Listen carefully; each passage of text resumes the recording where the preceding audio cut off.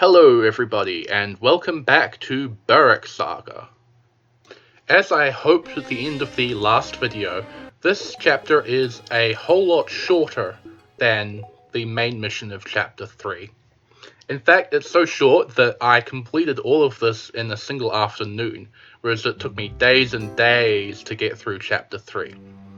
So, to start out with, we have the usual stuff.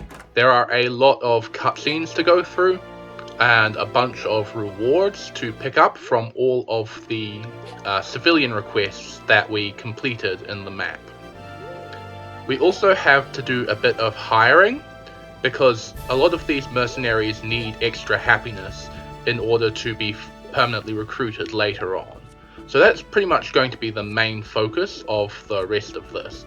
We want to hire all of the mercenaries with such happiness requirements before the end of the chapter, and indeed for pretty much every chapter from now on, as given that we now have sufficient money to do so. After recruiting everybody, we are going to move on to the Kingfisher Pavilion, which is where we encounter the meal mechanic for the first time. So in this game, similar to Three Houses, you can have a unit eat a meal, and that gives them stat boosts for the upcoming map.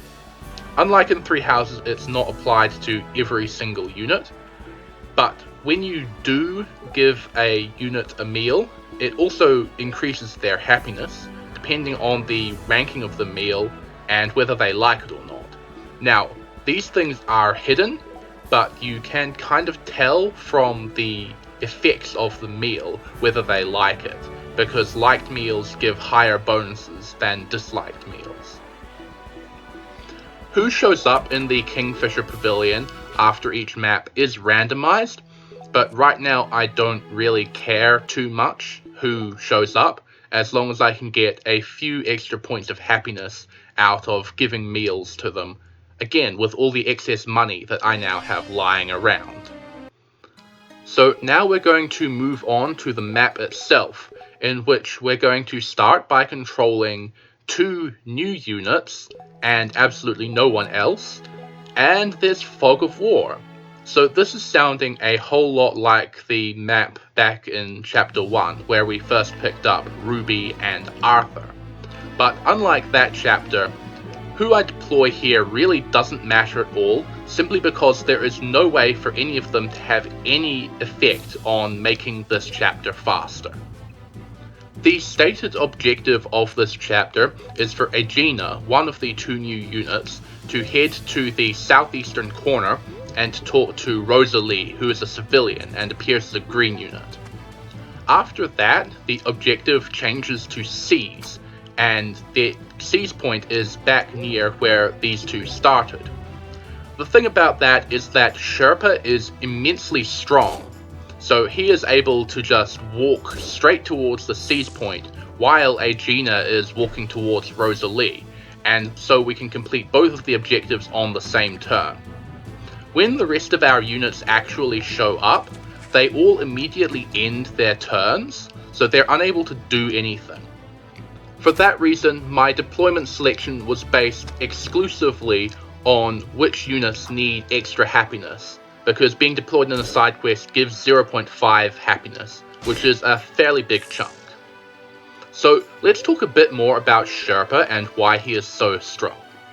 He has a weapon which is like a plus weapon, except it's actually a double plus weapon.